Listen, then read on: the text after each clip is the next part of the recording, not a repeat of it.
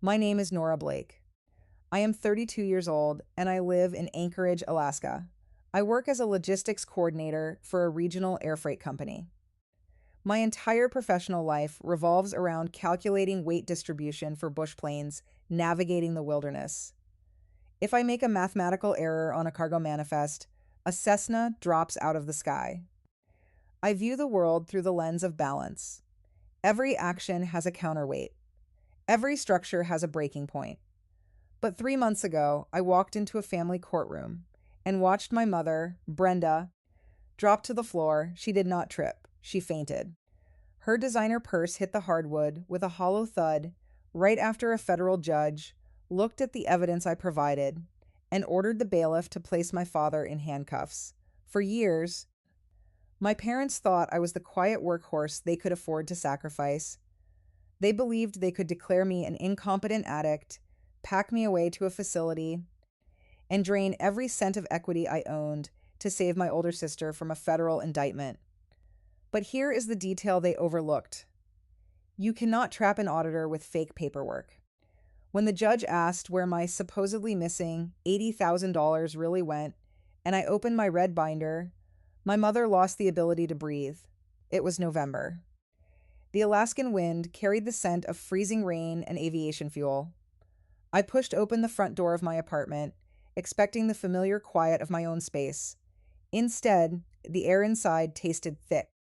The cloying sweetness of my mother's gardenia perfume clashed with the stale heat radiating from the baseboard vents. I stopped on the welcome mat. My living room had been rearranged into a stage. My mother, Brenda, sat right in the center of the gray sofa, clutching a crumpled tissue in both hands. My father, Richard, stood near the frost-rimmed window, arms crossed over his chest, playing the role of the stern but concerned patriarch. Tucked into the armchair sat my older sister, Vanessa.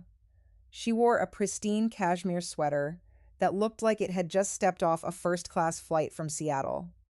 Standing near the coat rack was a man I did not recognize, wearing a beige cardigan and holding a silver clipboard. At his feet sat a rigid black suitcase. It was not my suitcase. The door clicked shut behind me. Nobody moved to hug me. Nobody said hello. Nora, where is the $80,000 that disappeared from your savings this month? My father asked the question with the practiced cadence of a reasonable man dealing with an unstable employee. I did not take off my coat. I stood there, letting the freezing cold drip from my boots onto the hardwood floor. I ran a quick visual audit of the room: 4 people blocking the main exits, a packed bag, a stranger holding documents. The weight distribution was asymmetrical. The payload was a lie. For a brief moment, my mind flashed to the $80,000. It was my life savings. I earned it by working double shifts during the dark Alaskan winters, coordinating freight runs through brutal weather systems.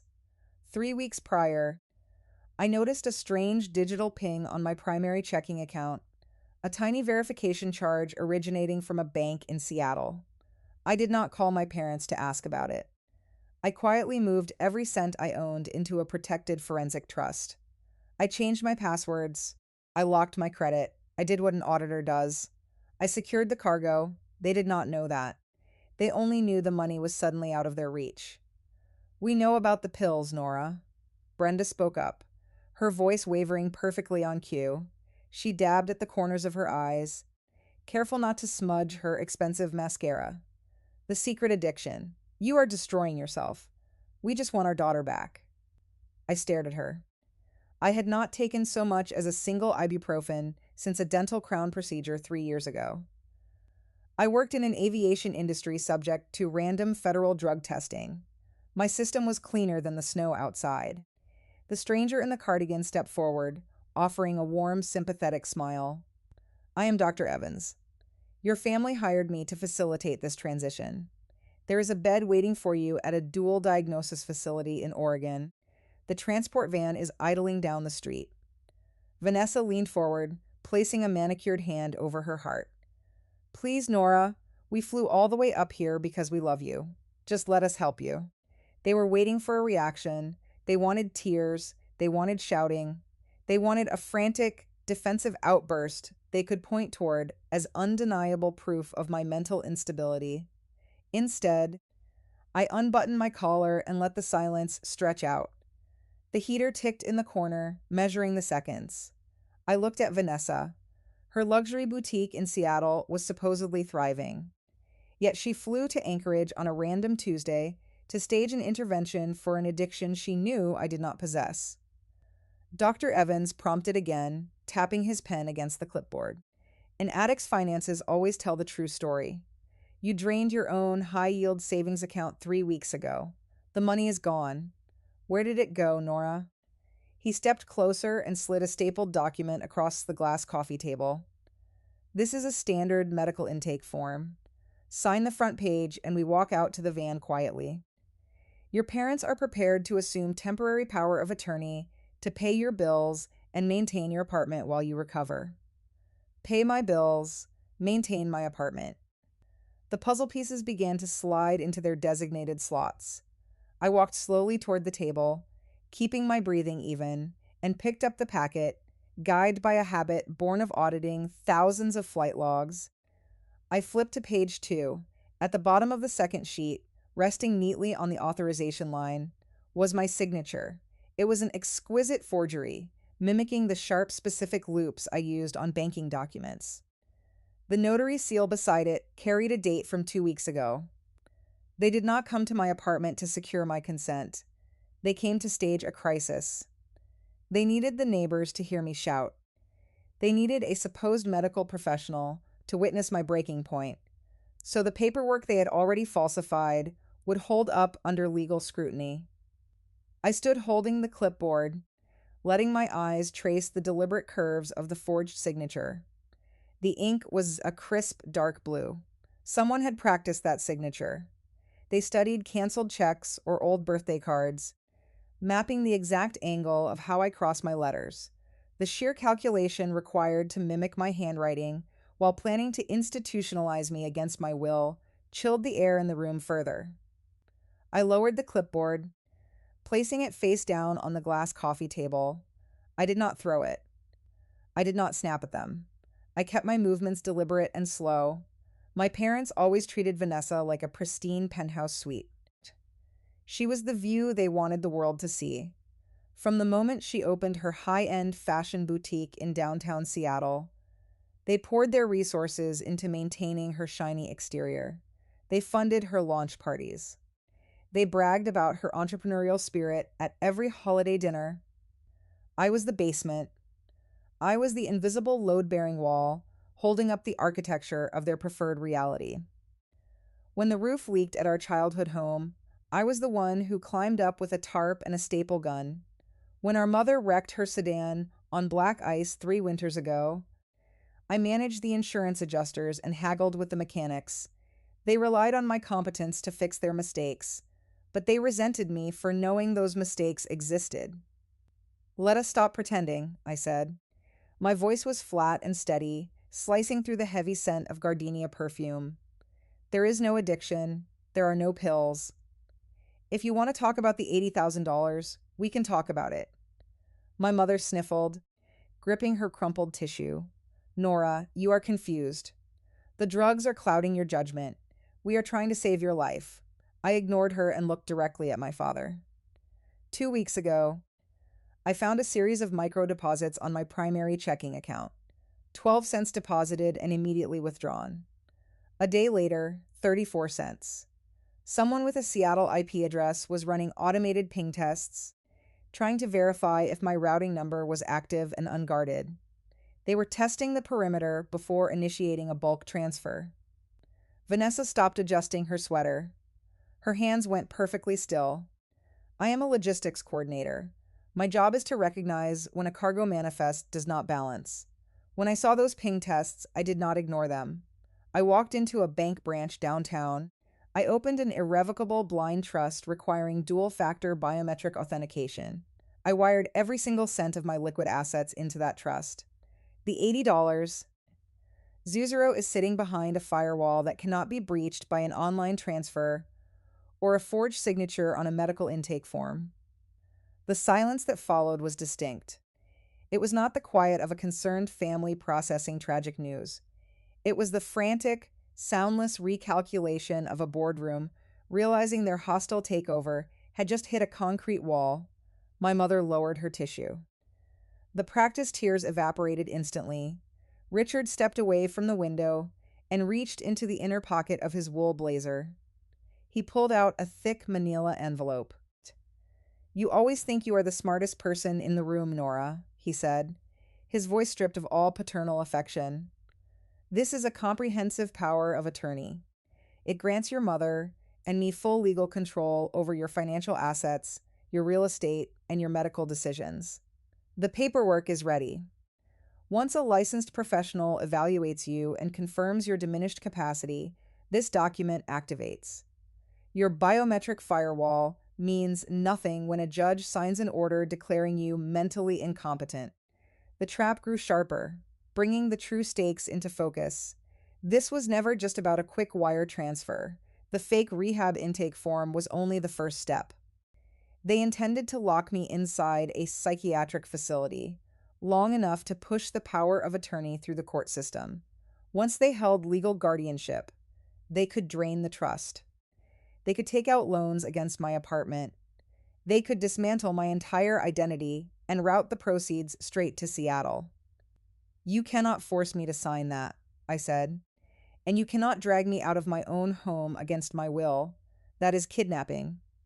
Vanessa let out a sharp, humorless laugh. "It is not kidnapping if you go voluntarily to seek treatment for a documented crisis. Who do you think the authorities will believe? The loving family who flew thousands of miles to stage a professional intervention, or the unhinged woman raving about stolen money and biometrics?" Dr. Evans adjusted his grip on his clipboard. He was not a counselor mediating a family dispute. He was a contractor waiting to complete a job. "The transport van is idling down the street, Nora. You have two options. You can sit down, sign the intake form, and walk out that door with dignity. Or we can call the local authorities and have you placed under a mandatory 72-hour psychiatric hold. Either way, you are leaving this apartment tonight." I did not flinch. I reached into the deep pocket of my parka and retrieved my cell phone. My thumb tapped the screen 3 times. I pressed the speaker to my ear. "Anchorage Emergencies Dispatch. What is your location?" The operator's voice rang out crisp and metallic, slicing through the tense quiet of the living room. I stated my address clearly and calmly. "I have 3 unwanted individuals refusing to leave my property. One of them is threatening to have me abducted in a transport van. I am alone. I am unarmed. I need an officer dispatched immediately." The color drained from Dr. Evans' face. He knew exactly what would happen when uniformed officers arrived. They would assess the situation. They would look at my steady hands, my clear eyes, and my even tone. They would ask him to produce a court order authorizing my removal. He did not have one. He only had forged intake forms and the word of my parents. He lowered the clipboard and took a swift step backward. "We need to leave, Richard," Dr. Evans urged. "If the police arrive before we secure the judicial mandate, this whole operation falls apart." My father clenched his jaw. They moved toward the exit. My father was the last to leave. He paused right in front of the glass coffee table. He reached into the pocket of his wool blazer and pulled out a small, jagged piece of metal. He held it between his thumb and forefinger, letting it catch the dim light of the living room lamp. Then he let it drop. The object hit the glass surface with a sharp metallic clink. I recognized it instantly. It was the spare mail key I kept on my kitchen counter, the key I had spent an hour searching for last month. Richard did not say a word. He just offered a grim, knowing smile. He was showing me that he had physical access to my life. He had been monitoring my incoming letters, intercepting statements, and reading my correspondence. He was mapping the perimeter before he launched the siege. The next morning, I followed my usual routine because routine is the only effective counterweight to chaos. I drove to a local coffee shop near the freight hangar. I handed over my primary debit card. The machine emitted a flat, dull beep, declined. I handed him my backup credit card. Declined. A cold sensation settled in the pit of my stomach. I drove straight to the downtown branch of my financial institution. A woman named Sarah led me to a cubicle near the back. I am sorry, Miss Blake. There is a hard freeze on all your active accounts. A family custodial override was initiated late yesterday afternoon. Your father exploited a legacy loophole. When you were 18, he was listed as a custodial guarantor on your original college checking account. You never officially severed that link. Yesterday, his legal representative submitted a preliminary medical hold request claiming you are experiencing a severe substance-induced health crisis. They used an outdated administrative tether to cut my fuel lines. They grounded my operational cash. Is the blind trust secure? I asked. Sarah nodded. The blind trust you established last week is firewalled. They cannot touch the $80,000. But because they proved custodial standing and provided a signed power of attorney declaration, they initiated an aggressive credit action against your physical property. She handed me a printout. It was a property lien. My parents had used the forged medical documents and the legacy custodial link to initiate a home equity line of credit against my condominium. The requested amount was $150,000. The destination routing number pointed directly to a commercial bank in Washington state. The beneficiary was a registered limited liability company based in downtown Seattle. I thanked the banker, folded the printout, and walked back out into the freezing wind. I climbed into the cab of my truck and opened my laptop. I opened a secure browser tab and accessed the Washington State Corporate Registry. The entity was named Apex Luxuria Holdings. The registered agent was Vanessa Blake. The listed business address pointed directly to a high-end retail space in downtown Seattle. It was her boutique. I bypassed the social media illusion and logged into the federal and state tax lien databases. I ran a query on Apex Luxuria Holdings. The results populated instantly, filling my screen with severe red flags. 3 distinct filings. The state of Washington had issued a warrant for unpaid commercial lease taxes. A local vendor had filed a civil judgment for unpaid invoices. But the third document was the anchor threatening to sink her entire ship. A federal tax lien filed by the Internal Revenue Service. According to the public filing, Vanessa had not remitted payroll taxes or corporate income taxes in over 2 years. Furthermore, the customs import logs showed her boutique had 0 recorded inventory for the past 9 months. She was selling nothing. She was earning nothing. She was operating a ghost ship, and the federal government was preparing to board. The puzzle locked together with a grim, horrifying finality. My parents did not ambush me because they were worried about my health. They were staging a rescue operation for Vanessa. If the IRS pursued criminal tax evasion charges, Vanessa faced federal prison. To stop the investigation, they needed an immediate substantial injection of cash to satisfy the federal lien. My parents did not have $150,000 in liquid assets. But I did. A father cannot just walk into a commercial bank and mortgage his adult daughter's house. He needs a legal mechanism. He needs a power of attorney. And no judge will grant a family custodial override over a competent employed professional unless that professional is documented as mentally unfit. The rehab narrative was the perfect smokescreen. Once I was locked away in a psychiatric ward, they could activate the forged documents, drain the equity out of my property, route the funds to Apex Luxuria Holdings, and pay off the IRS. By the time I managed to prove I was sober and sane, my credit would be destroyed, my home would be mortgaged to the hilt, and Vanessa would be safe. I was the designated collateral damage. Before I could process this fully, my cell phone vibrated. It was a text message from Marcus, the director of operations at the freight hangar. Nora, get to the hangar right now. Your mother is sitting in the human resources office crying. She brought a folder full of medical records, and she is telling the corporate director you are a severe liability to the company. The siege was not confined to my bank accounts. My parents realized I had escaped the physical ambush, and they knew I would try to fight the financial freeze. So they were expanding the attack vector. They were targeting my professional credibility. I drove to the airfield and walked through the side entrance. As I approached the administrative corridor, I heard weeping, loud, performative, designed to draw an audience.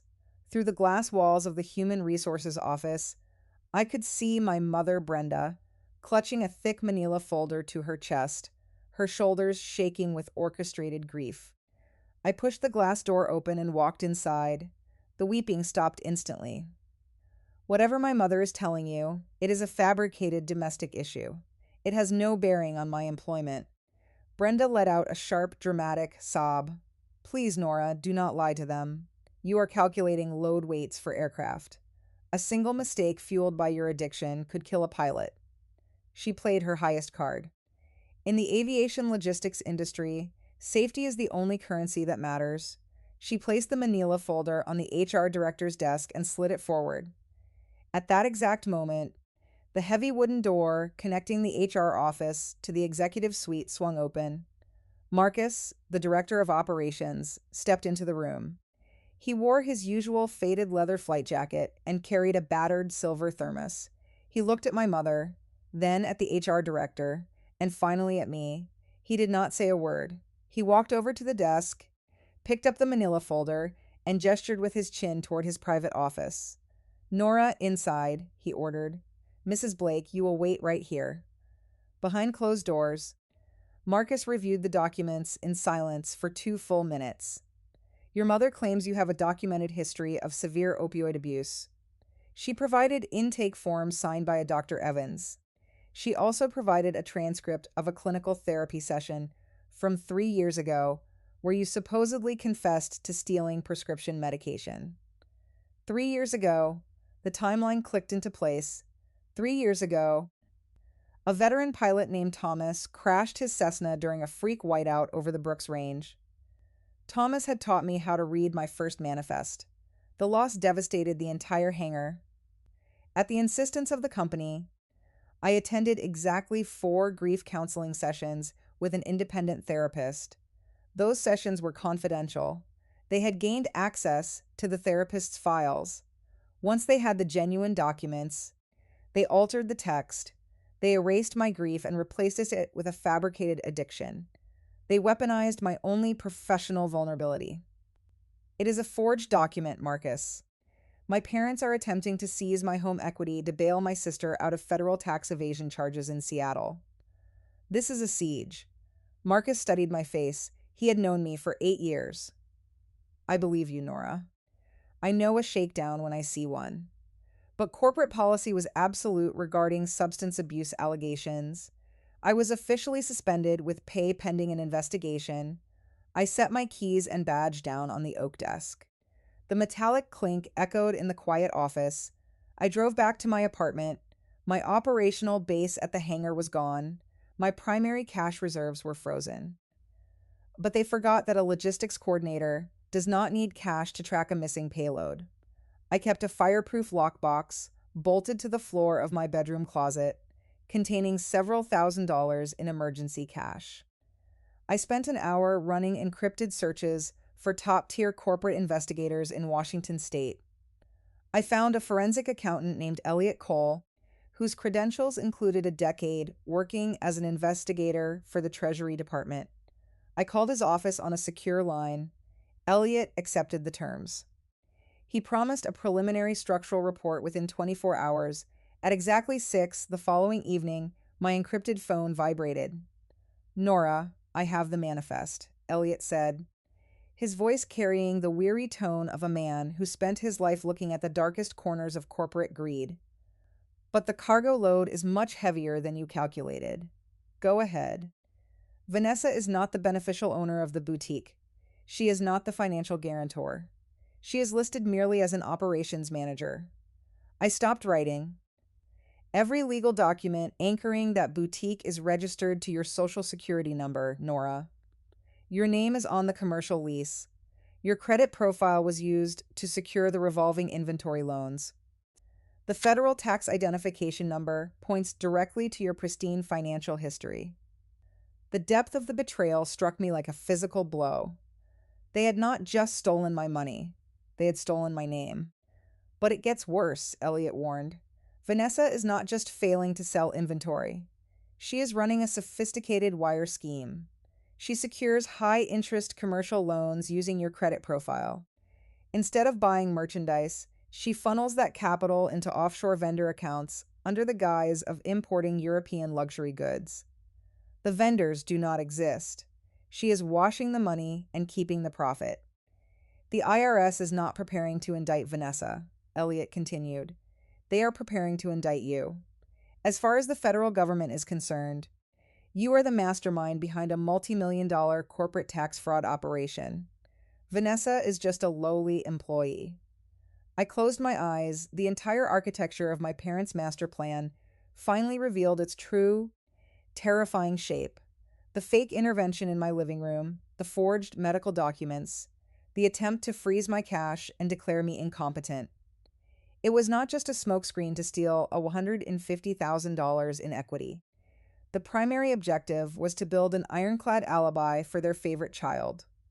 If the FBI and the IRS raided the Seattle boutique, they would find a mountain of evidence pointing directly to Nora Blake. And when federal agents came looking for me, Richard and Brenda would present a tragic narrative. They would shake their heads and hand over court documents, proving their erratic, drug-addicted daughter had suffered a severe psychotic break. They were not just draining my assets, they were offering me as a human sacrifice to the federal government to keep Vanessa out of a prison cell.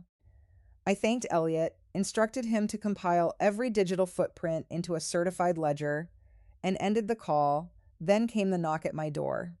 A stranger in a dark winter coat stood on the welcome mat, holding a thick manila envelope. Nora Blake, you have been served. The return address belonged to the Anchorage Family Court Division.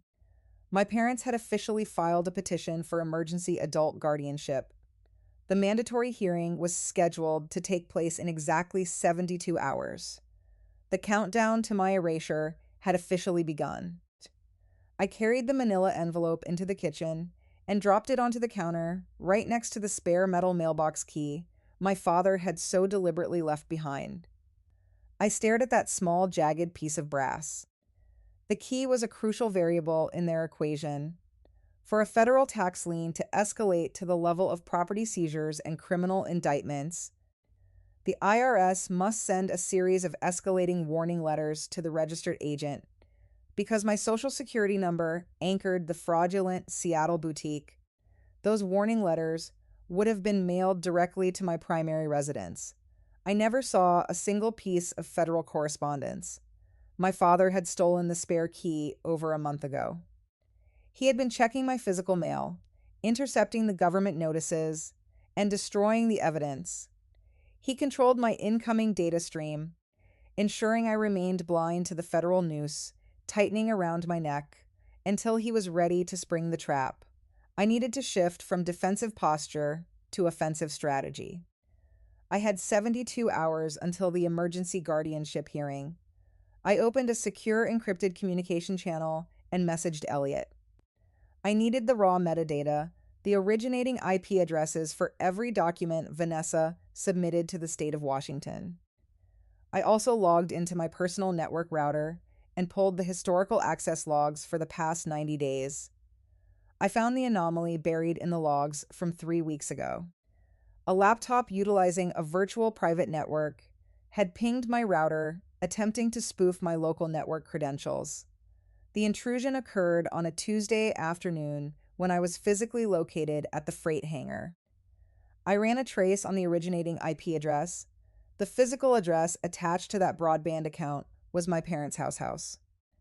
My father had attempted to route the forged power of attorney documents through my home internet connection, hoping the digital timestamp would show the forms originating from my own apartment. He wanted to make it look like I had generated the paperwork during a manic episode. He failed to realize my router was configured to reject unrecognized MAC addresses, forcing him to finalize the forgery from his own home office. He left his digital signature right next to my forged physical signature. At 2 a.m, Elliot delivered the Seattle packet. Elliot had traced the IP addresses used to file the fraudulent federal tax returns for Apex Luxuria Holdings. Vanessa was not using a secure offshore server. She had submitted the falsified corporate documents from the unencrypted wireless network at her luxury Seattle boutique.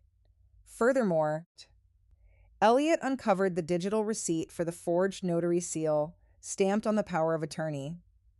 My father had purchased the digital stamp from an online vendor using a credit card registered to his own name. They thought they were executing a flawless master plan. They thought they were dealing with an oblivious logistics coordinator who only understood airplane cargo. They did not understand that data is just another form of freight, and they had loaded their manifest with explosive contraband. I spent the next 4 hours formatting the data. I printed the router logs, the IP traces, the forged notary receipts, and the federal tax lien notices. I placed each document into a clear plastic sleeve. I loaded the sleeves into a heavy red binder, organizing the evidence chronologically. By the time the sun began to rise over the mountains, the red binder was complete. I also opened a secure browser window and navigated to the official reporting portals for the IRS Criminal Investigation Division and the FBI Cybercrimes Unit. I answered every prompt with numerical facts. I uploaded the digital network logs. I attached the forged commercial lease agreements. I provided the offshore vendor coordinates Vanessa used to wash the borrowed capital. Pressing the submit button on those federal forms was my explosive charge. I received 2 automated confirmation receipts. The federal gears began to grind. Vanessa posted a social media video update from her Seattle penthouse, her eyes swimming with unshed tears. Loving an addict means you have to be brave enough to shine a light into the darkness. My sister is fighting a terrible battle. Please keep our family in your prayers. The video had already amassed thousands of views. My sister was not just framing me for federal crimes. She was crowdsourcing my public execution. A cascade of text messages flooded my inbox from aunts, cousins, and family friends who had seen the video. The messages were vicious, accusing me of destroying my parents' retirement and breaking Vanessa's heart. I set the phone face down on the granite counter. Social media theatrics hold no jurisdiction in a courtroom. I needed to translate my raw data into a legally admissible defense. I secured a consultation with a senior defense attorney named Harrison Vance. His office was located in a brutalist concrete building near the municipal courthouse. I sat across from his heavy desk and slid the red binder toward him. I did not offer a tearful preamble. I provided a concise chronological summary of the ambush, the frozen accounts, the forged documents, and the federal wire fraud scheme currently operating under my name in Seattle. After 15 minutes, Vance closed the binder and steepled his fingers. The digital forensics you compiled are impressive, Nora. The IP tracking indicating your father forged the notary seal is a solid piece of defensive leverage. However, you are fundamentally miscalculating the battleground. You are preparing for a federal criminal trial. You are currently scheduled for an emergency family court guardianship hearing. Family court judges are not forensic accountants. When a well-dressed elderly couple stands before a judge weeping and presenting a signed affidavit from a clinical professional, the judge leans towards safety. The trap was tightening. If the judge issues a temporary hold, you lose your legal autonomy. Your parents activate the power of attorney. They finalize the equity draw on your property. By the time a federal investigator reviews your IP data, the money is gone. What is the countermeasure, Harrison? We must destroy the immediate foundation of their medical claim. We must obliterate the credibility of the primary witness who signed the emergency intake form. Who is this Dr. Evans? Vance typed rapidly. In the state of Alaska, any licensed medical professional authorizing an involuntary psychiatric hold must be registered with the state medical board. The search query took less than 2 minutes. A grim, satisfied smile ghosted across Vance's face. Your parents made a critical logistical error, Nora. They did not hire a doctor. They hired an actor. He turned the monitor so I could view the screen. It was a flashy commercial site advertising holistic life coaching and alternative wellness interventions. The photograph on the landing page featured the man in the beige cardigan, smiling warmly. His name was listed as Julian Evans. He held no medical degree. He was not a psychiatrist, a psychologist, or a licensed clinical social worker. He was an unlicensed life coach operating a gray market intervention business. Furthermore, he had a documented history of civil litigation.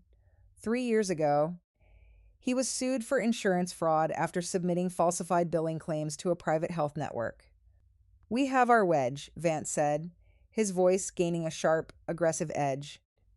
"If we present this red binder to the judge initially, they will dismiss it as the paranoid ramblings of an addict. We must wait for your parents to commit to their lie on the public record. We will let them present their fake doctor and their forged documents. Once they swear under penalty of perjury that their evidence is authentic, we will introduce Mr. Julian Evans to the reality of criminal cross-examination." The strategy was risky. It required me to sit in a courtroom and silently absorb their defamation while waiting for the precise moment to detonate the evidence. But logistics is the science of calculated risks. I knew how to hold my nerve during extreme turbulence. Vance drafted a series of expedited subpoenas to serve Julian Evans immediately. The morning of the hearing arrived wrapped in a brutal atmospheric disturbance. A whiteout blizzard had descended upon Anchorage overnight. The temperature had plummeted well below zero. I dressed in a tailored charcoal suit, stepping away from the heavy thermal workwear I usually favored. I needed to present the visual profile of a meticulous professional. I packed the red binders into a waterproof leather briefcase. Just as I was about to leave, a high-priority notification pinged through my secure email. "Elliot Cole, the Internal Revenue Service executed a summary freeze on all commercial accounts linked to Apex Luxuria Holdings. The corporate routing numbers are dead. The physical storefront is currently inaccessible pending a federal asset seizure." The timing was flawless. The destination account no longer existed. The federal authorities had intercepted the target. The bucket they were trying to fill was now a locked federal vault. Their primary motivation for locking me in a psychiatric facility was officially obsolete, though they did not know it yet. I pushed open my front door and stepped out into the blinding white storm. At the courthouse, Harrison Vance was waiting for me near the security checkpoint. He offered a quick nod. We pushed open the heavy oak doors of courtroom 4B. My family had curated their wardrobe with the same calculation they applied to their forged documents. My mother, Brenda, wore a dark navy dress, clutching a white tissue. My father, Richard, wore a tailored charcoal suit, sitting tall and solemn. Vanessa sat between them in a simple black sheath dress, her hair pulled back into a severe knot. She looked at the floor, playing the part of a grieving sibling.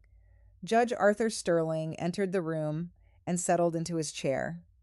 He opened the thick file folder my parents had submitted. His gaze locked onto me. I recognized the expression immediately. Profound pity mixed with bureaucratic fatigue. He had read the fabricated narrative. He saw a broken machine that needed to be impounded for its own safety.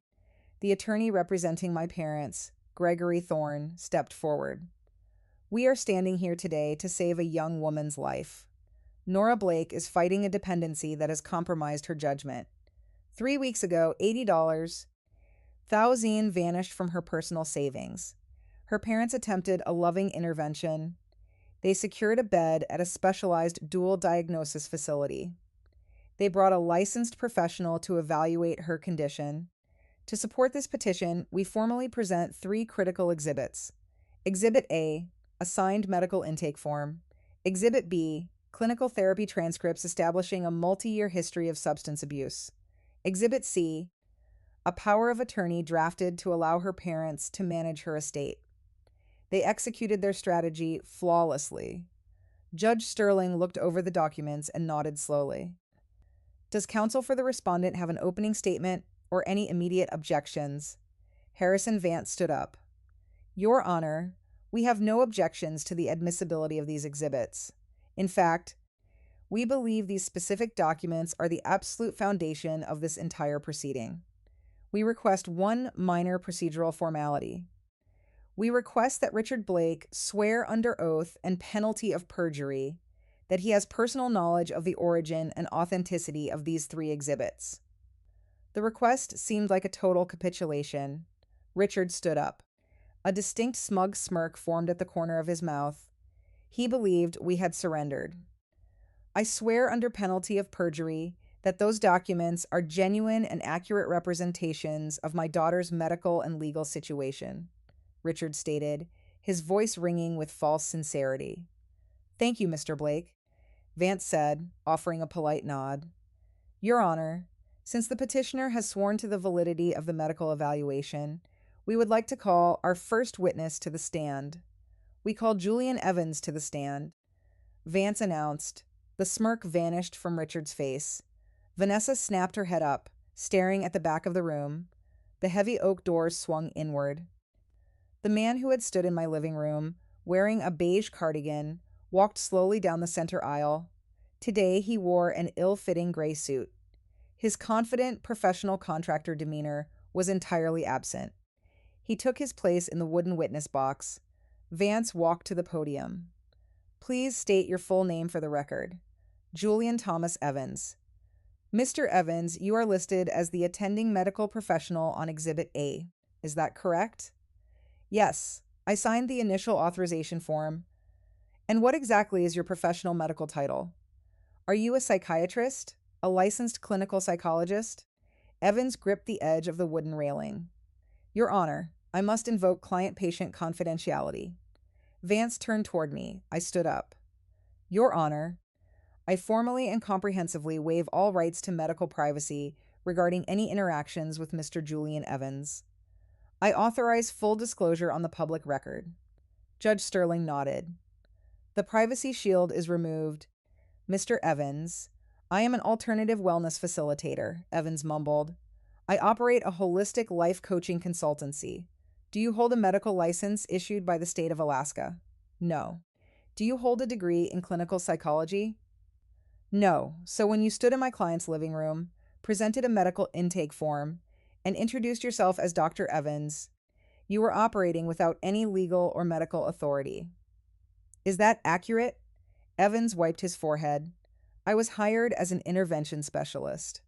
Vance pulled a single sheet of paper from his file. This is a certified bank ledger documenting a wire transfer from a checking account owned by Richard Blake. The transfer amount is $5,000.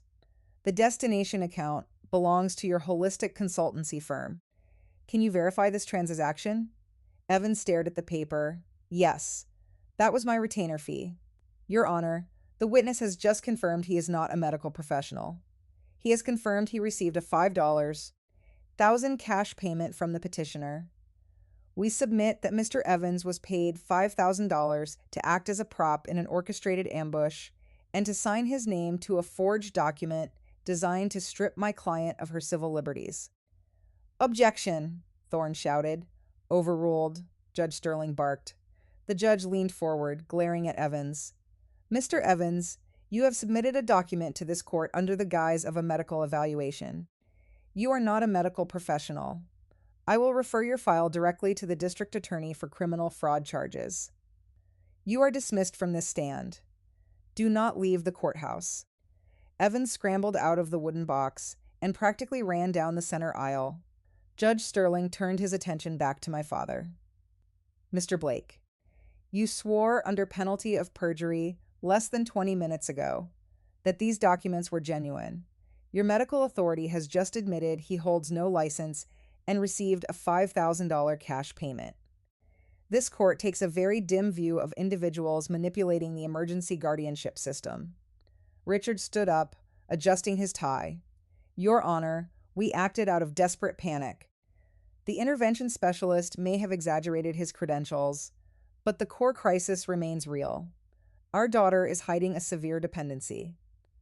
3 weeks ago, $80,000 vanished from her personal savings account. He was clinging to the missing money, his last remaining anchor. Judge Sterling looked across the room at my table. Miss Blake, your father continues to assert that a massive sum of money disappeared from your accounts. Where is the $80,000? I stood up. I reached into my leather briefcase and pulled out the thick, heavy red binder. I walked to the witness stand carrying the red binder with both hands. I took the oath. Your Honor, the $80,000 did not vanish to fund a chemical dependency. 3 weeks ago, I detected unauthorized microdeposit testing on my primary checking account. Someone was probing my financial perimeter. I moved my entire liquid savings into an irrevocable biometric blind trust. The money is safe. It is fully accounted for. I moved it because I realized my family was preparing to steal it. Richard let out a sharp, dismissive scoff. She is suffering from severe paranoia. Judge Sterling raised a hand, silencing my father. I am a logistics coordinator, Your Honor. My profession requires me to track the movement of valuable cargo from the point of origin to the final destination. I looked across the aisle at my sister. Vanessa sat perfectly still, her hands clenched in her lap. The confident, grieving sibling routine was beginning to crack. My parents did not ambush me to save my life. They ambushed me because my sister Vanessa is operating a fraudulent commercial entity in Seattle, Washington. I presented the financial flowcharts Elliot Cole had compiled. For the past 2 years, Vanessa has been securing high-interest commercial inventory loans to fund her boutique. However, she is not the registered guarantor on those loans. Using legacy custodial loopholes originating from my college banking profiles, my father supplied Vanessa with my social security number and my pristine credit history. Apex Luxuria Holdings is legally registered to me. Brenda gasped. Instead of purchasing retail inventory, she routes the borrowed funds into offshore vendor accounts under the guise of importing European goods. These vendors do not exist. She is washing the capital and keeping the profit. 9 months ago, the Internal Revenue Service detected the discrepancies. Because my name anchors the business, I am the target of that federal investigation. I paused, letting the silence amplify the magnitude of the crime. The strategy was brutally simple. If the IRS initiates criminal charges, Vanessa faces federal prison. To stop the investigation, they needed an immediate cash injection to satisfy the lien. My parents initiated a $150,000 home equity draw against my condominium. That is why they hired a disgraced life coach to stage a fake medical intervention. They needed this court to declare me mentally incompetent.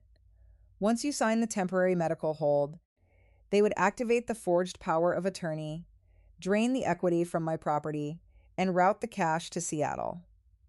When the federal agents eventually arrived, they would present my fake medical records and claim I orchestrated the entire fraud scheme to fund my addiction. They planned to offer me as a human sacrifice to the federal government to keep Vanessa out of a prison cell. The courtroom exploded. Vanessa leaped up from her chair. She is lying. She is a paranoid addict making things up to ruin my life. She is crazy. She has always been jealous of my success. She is trying to destroy our family. Sit down, Miss Blake, Judge Sterling bellowed, striking his gavel against the wooden sounding block. The sharp crack echoed like a gunshot. The bailiff stepped immediately toward the petitioner table. Vanessa shrank back into her chair. Brenda was sobbing openly now, no longer performing. Richard stood up, ignoring his attorney. Your Honor, my daughter is spinning an elaborate conspiracy theory based on downloaded spreadsheets. Where is the physical proof? Those documents bear her signature and the seal of a registered state notary. Gladly, I said. I turned to the third section of the red binder. This is the certified server access log from my personal home network router spanning the past 90 days. 3 weeks ago, an unauthorized device attempted to spoof my local network credentials utilizing a virtual private network. The intrusion occurred on a Tuesday afternoon during my scheduled shift at the logistics hangar. My router is configured to reject unrecognized MAC addresses. Because the intrusion failed, The user was forced to finalize their digital actions from their own unsecured network. I pulled a second document from the binder. This is the network trace resolving the originating Internet Protocol address of that failed intrusion. The coordinates point directly to the residential broadband provider servicing the four-bedroom suburban home owned by Richard Blake. Richard shifted his weight, his knuckles turning white. My father challenged the authenticity of the notary seal stamped on the power of attorney. This is the vendor invoice from an online notary supply service. The purchase timestamp matches the exact afternoon my father attempted to breach my home network. The credit card used to purchase the digital seal belongs to Richard Blake. He did not hire a licensed state notary. He bought a digital stamp online and applied it to the document from his home office. I continued, my voice steady and relentless. Vanessa did not use a secure offshore server to file the fraudulent corporate registration documents or the falsified tax returns. She submitted those federal documents utilizing the unencrypted wireless router physically located inside Apex Luxuria Holdings. The IP address matches her storefront location. She built a federal wire fraud scheme on a public network. I closed the red binder. The heavy plastic cover snapped shut with a definitive sound. They thought they were executing a flawless master plan. They assumed I was an oblivious logistics coordinator who only understood airplane cargo. They viewed me as an invisible load-bearing wall they could dismantle for spare parts. But they forgot that I spend my entire life calculating weight distributions and auditing structural failures. When a manifest does not balance, I do not ignore it. I secure the cargo, and I lock down the perimeter. I shifted my gaze, locking eyes with my mother. Brenda sat frozen, her hands still clutching the crumpled tissue. I did not need rehab, I said, speaking clearly, aiming the words directly at her. I needed an auditor.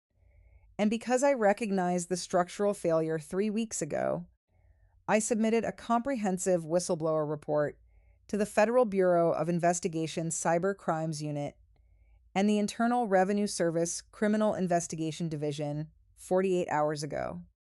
The color drained from Brenda's face.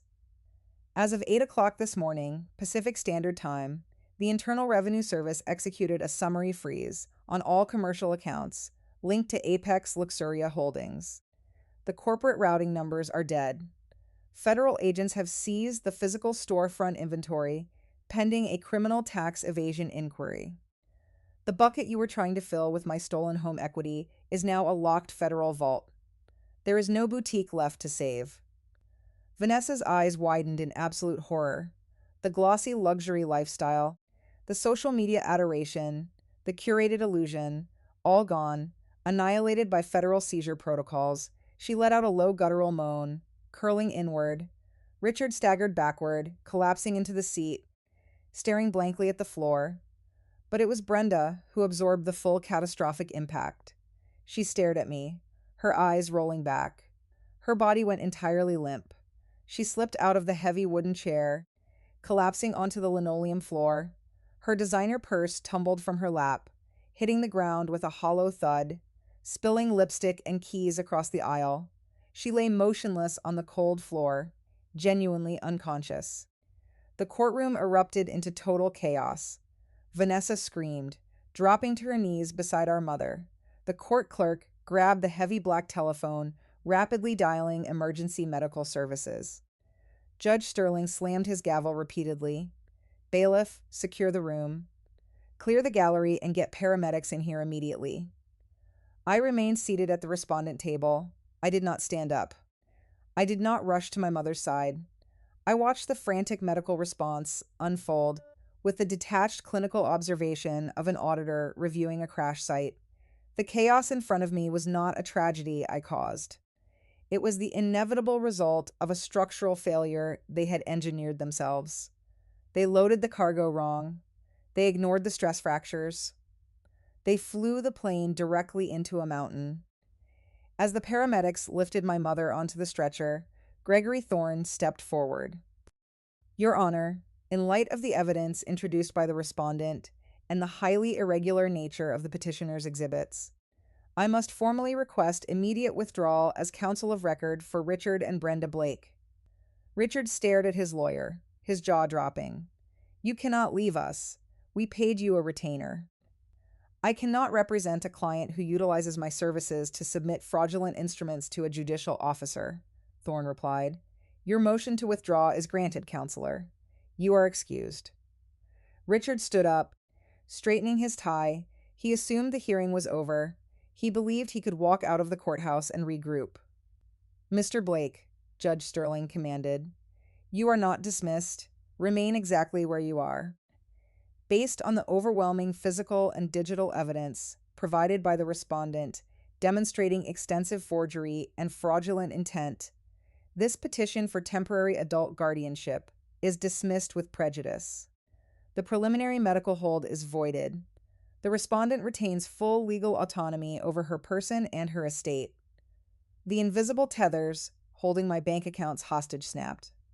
But Judge Sterling was not finished. You walked into this room, presented fabricated legal instruments, and attempted to strip a competent young woman of her civil rights. Furthermore, when offered the opportunity to withdraw those documents, you chose to swear under penalty of perjury that those exhibits were genuine.